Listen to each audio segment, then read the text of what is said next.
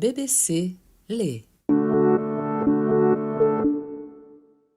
Como 23 judeus expulsos de Recife ajudaram a fundar Nova York. Uma reportagem de Luiz Barrucho, da BBC News em Londres, lida por mim, Silvia Salek. A bordo do navio Valk, cerca de 600 judeus deixaram Recife, em Pernambuco, expulsos pelos portugueses. Era o fim da ocupação holandesa no Brasil e também da liberdade de praticar sua religião. Eles queriam voltar à terra natal, a Holanda, onde o culto do judaísmo era permitido devido ao calvinismo, uma versão mais liberal do cristianismo.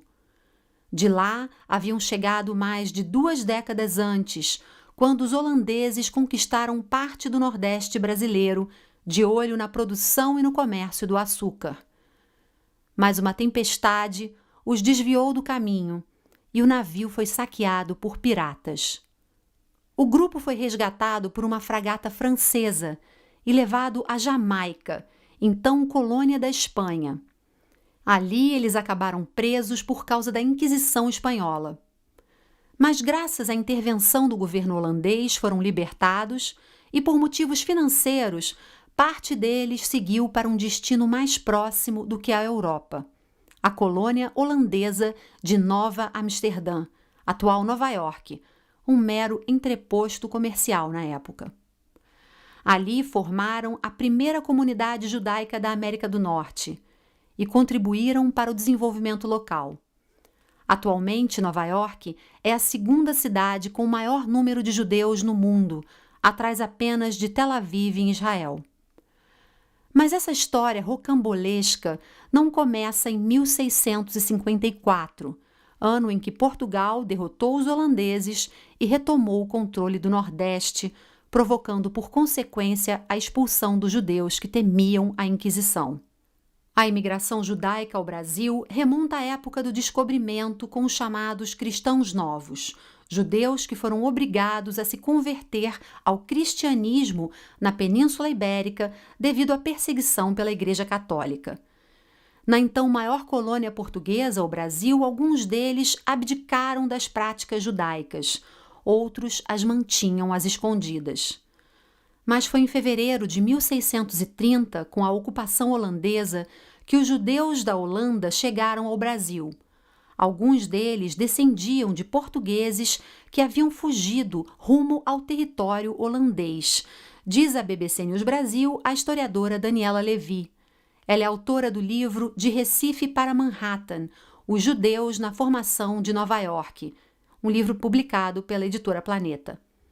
O livro demandou 10 anos de pesquisa, que começou com uma dissertação de mestrado na Universidade de São Paulo, a USP. Os judeus que vieram ao Brasil eram descendentes dos cristãos novos que haviam se mudado para a Holanda um século depois da conversão forçada pela Inquisição.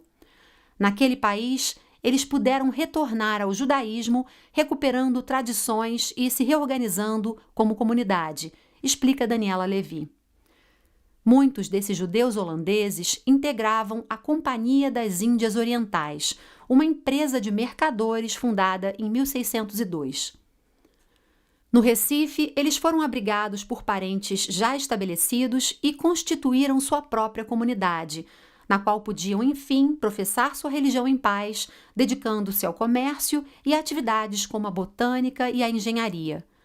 Construíram escolas, sinagogas e um cemitério, dando sua contribuição ao enriquecimento da vida cultural da região.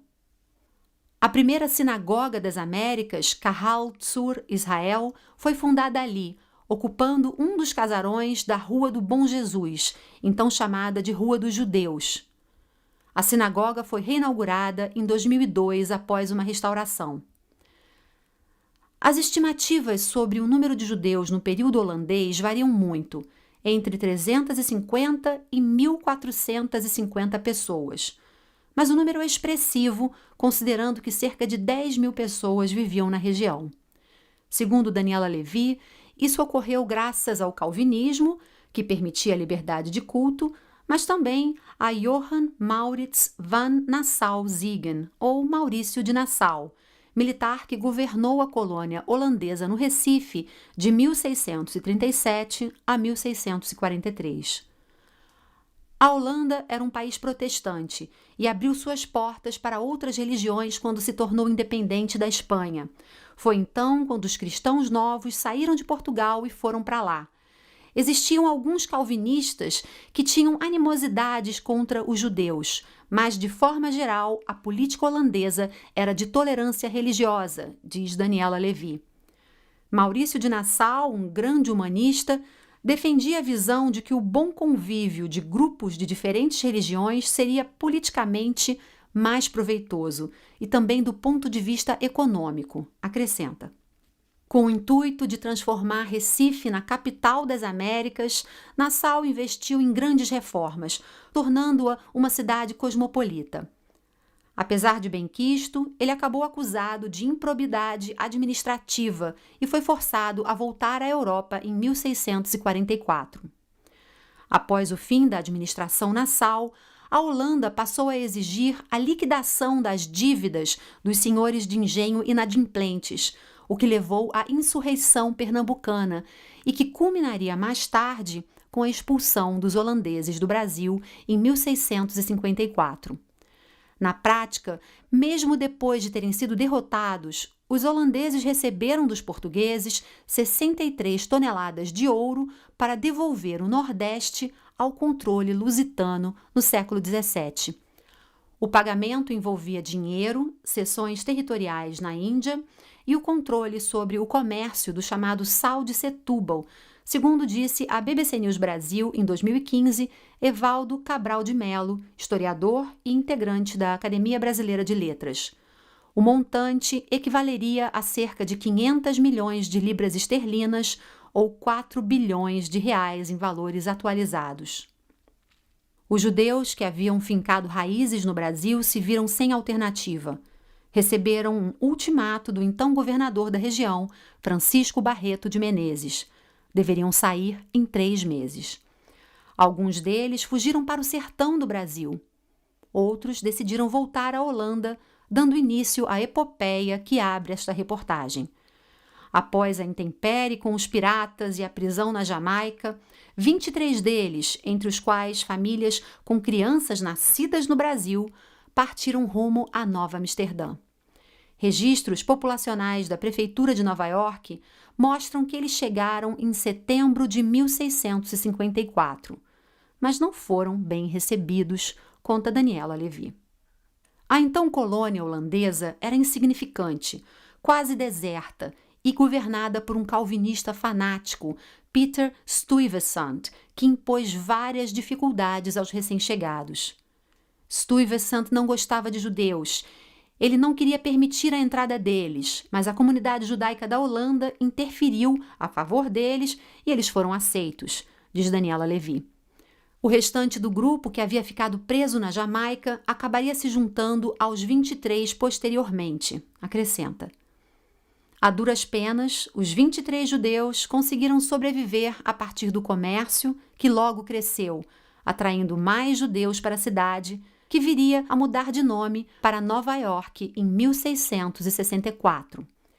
Depois da Guerra de Independência Americana, seus descendentes alcançaram plena cidadania. Um deles, Benjamin Mendes, que nasceu em 1745 e morreu em 1817, fundou a Bolsa de Valores de Nova York. Na Big Apple, ou Grande Maçã em português, o apelido da cidade de Nova York, um monumento chamado Jewish Pilgrim Fathers rende homenagem aos Lucena, Henrique, Andrade, Costa, Gomes e Ferreira, que ajudaram a fundar e a desenvolver a cidade. Recentemente, essa saga deu origem a um novo livro, Arrancados da Terra, Perseguidos pela Inquisição na Península Ibérica, do escritor e jornalista Lira Neto, editora Companhia das Letras. Após a ocupação holandesa, uma nova leva de imigrantes judeus começou a chegar ao Brasil em 1810, em sua maioria do Marrocos. Eles se estabeleceram principalmente em Belém, onde fundaram a segunda mais antiga sinagoga do Brasil, que continua ainda hoje em pleno funcionamento. Ali também construíram um cemitério israelita. A partir de então, a imigração judaica se intensificou, culminando com seu apogeu na primeira metade do século XX, após a Segunda Guerra Mundial. Além do Nordeste, Sul e Sudeste foram os principais destinos. Os imigrantes partiram na maior parte da Europa e de alguns países árabes. O Brasil permitiu que imigrantes judeus reconstruíssem suas vidas com acolhimento e liberdade, e nossa comunidade, pequena, mas diligente, retribuiu com muito amor e trabalho. Aqui criamos nossas famílias, criamos empresas, desenvolvemos carreiras profissionais nas mais diversas áreas de atuação e conhecimento, diz Cláudio Lotenberg, presidente da Confederação Nacional dos Israelitas do Brasil. Por isso, a comunidade judaica brasileira está tão bem integrada à comunidade maior de brasileiros, com diversidade e dedicação ao país generoso que acolheu nossos pais e avós, acrescenta. Atualmente, o Brasil tem a segunda maior comunidade judaica da América Latina, com cerca de 120 mil cidadãos. Você ouviu a reportagem Como 23 judeus expulsos de Recife ajudaram a fundar Nova York, de Luiz Barrucho, da BBC News Brasil em Londres, publicada em 18 de março de 2021.